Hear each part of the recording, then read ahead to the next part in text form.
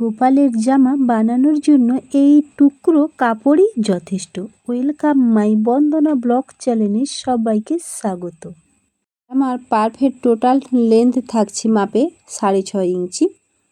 তো এখানে আমি ডবল ভাঁজ দিয়ে এই টুকরো কাপড়টিকে মেলে নিয়েছি। জামার যে নিচের ঘের সেই অংশটা প্রথমে বের করে নেব। তো ঘেরের আমি এখানে লং নিয়েছি 15 ইঞ্চি আর চওড়াতে নিচ্ছি 4 ইঞ্চি। তো দাগটা আমি এইভাবে ফেতা ধরে সমান করে ওপর থেকে নিচ পর্যন্ত টেনে নিচ্ছি সোজা করে। এরপর দেখুন, তো এখানে আমি 15 ইঞ্চি নিয়েছি। আপনারা যদি এর থেকে বড় ঘের এবং বেশি কুচি চান তাহলে একটু বাড়িয়ে নেবেন, আর এর থেকে যদি কম রাখেন তাহলে কমিয়ে নেবেন, সেটা চয়েস আপনাদের।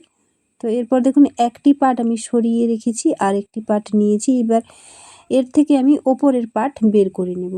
তো এখানে আমি চওড়াতে নিচ্ছি 2.5 ইঞ্চি আর লম্বাতে আমি এখানে নিয়েছি 7 ইঞ্চি। তো সমান করে আমি দুটো ভাঁজ দিয়ে দাগটা টেনে নিয়েছি। টেনে নেওয়ার পর দেখুন, এই কাপড়টিকে সমান ভাঁজে এভাবে ভাঁজ দেওয়ার পর মধ্যিখানে একটা দাগ দিয়ে দিয়েছি। এই মধ্যিখান থেকে আবারও 1 ইঞ্চি আমি নিয়েছি, নিয়ে এই 1 ইঞ্চি পর্যন্ত যে দাগটা দিয়েছি সেই পর্যন্ত এইভাবে কেটে নিলাম। তো দুটো পার্ট রেখে আর যে বাড়তি এক্সট্রা কাপড় সেই কাপড়গুলো সরিয়ে নিয়েছি। এরপর দেখুন, এই জামা বানানোর জন্য এখানে কিছু গোল্ডেন লেস এবং এমনি নর্মাল সাদা রঙের লেস নিয়েছি।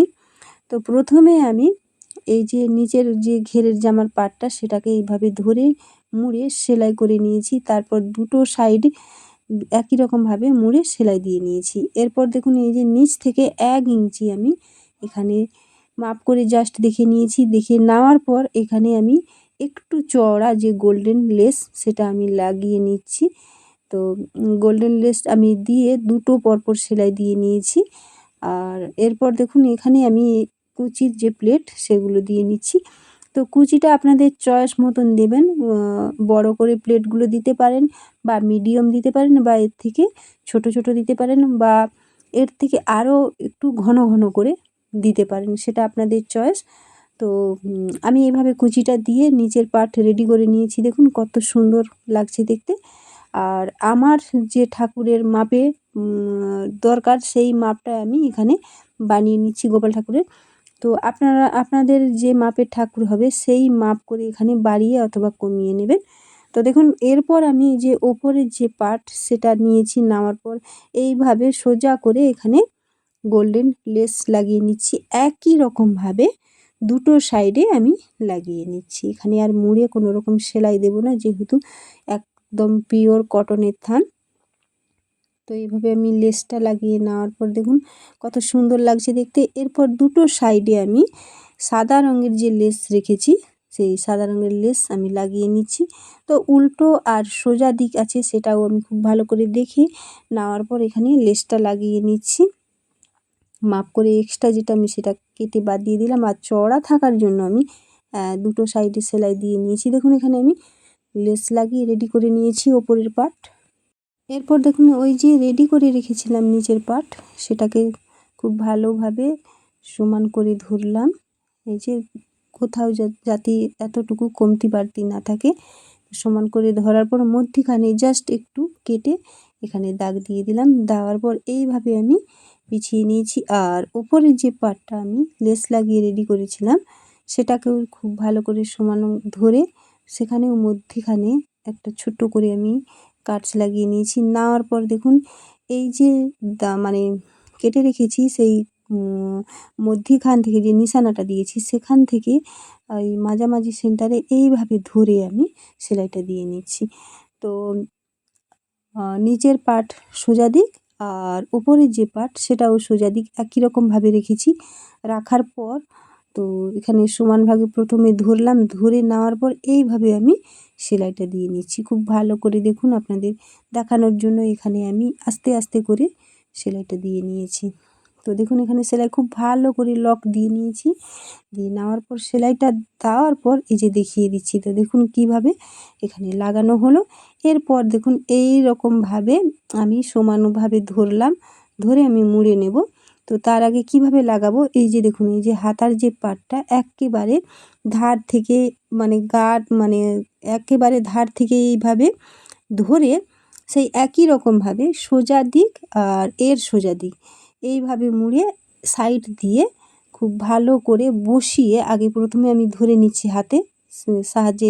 এটা একটু ভালো করে ধরতে হবে, তা না হলে কিন্তু এখানে কমতি বাড়তি বা টেরা বাঁকা হয়ে যেতে পারে। তো তার জন্য আমি খুব ভালো করে হাতের সময় নিয়ে এটাকে সাইজ মতন ধরে নিচ্ছি, আর কিভাবে ধরছি সেটাও আপনাদের দেখিয়ে দিচ্ছি। তো ধরে নেওয়ার পর এখানে কমতি বাড়তি যাতে না হয় সেভাবে মাপ করে নিচ্ছি। আর যদিও ধারের দিকে একটু বাড়তি হয় তাহলে যেহেতু কুচি দেওয়া আছে ওখানে পাট করে মুড়ে কুচিটা আবারও একটা দিয়ে ওর উপরে দিয়ে সেলাইটা খুব ভালো করে দিয়ে লক করে নিতে হবে। আশা করছি আপনাদের বুঝতে কোনো রকম অসুবিধা হবে না। তো সেইভাবে আমি ধরে আপনাদের দেখালাম আর সেলাইটাও দিয়ে নিচ্ছি। এই সেলাই দেওয়ার সময় তাড়াহুড়ো একদম করবেন না। এই কাজটি করার সময় হাতে একটু সময় নিয়ে খুব ভালো করে ধরে সেলাইটা দিয়ে নেবেন, তাহলে ফিনিশিংটা খুব ভালো আসবে।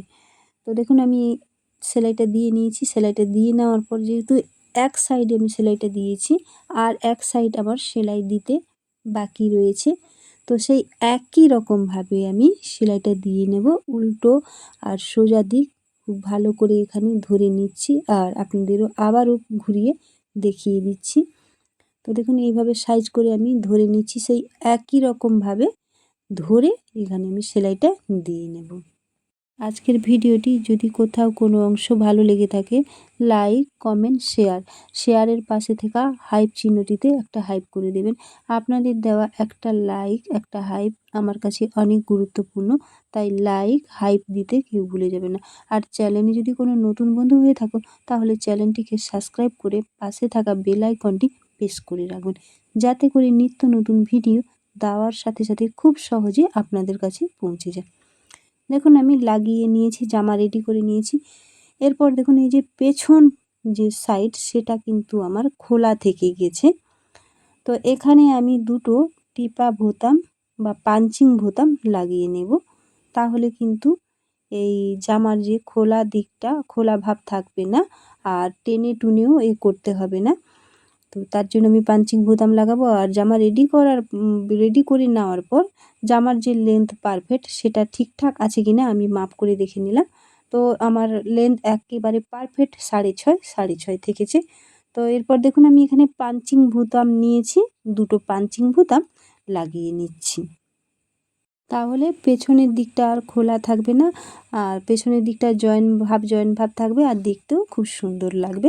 তো একই রকমভাবে ওপরের পাটে আমি একটা বোতাম পাঞ্চিং বোতাম লাগিয়ে নেব আর নিচে দুটো। তো দেখুন আমি নিচে দুটো লাগিয়ে নিয়েছি, বাদ বাকি আর ওপরে তাহলে রয়েছে, ওপরে একটা জাস্ট লাগিয়ে নেব। লাগিয়ে নিলেই আমার আজকের এই জামা কমপ্লিট। টুকরো কাপড় দিয়ে এত সুন্দর জামা বানানো যায় সেটা আজকের পর্বে আমি জামা বানিয়ে আপনাদের দেখালাম। আজ তাহলে এই পর্যন্ত। আপনারা সকলে খুব ভালো থাকবেন, সুস্থ থাকবেন। আবারও দেখা হবে অন্য কোনো নতুন ভিডিওর সাথে।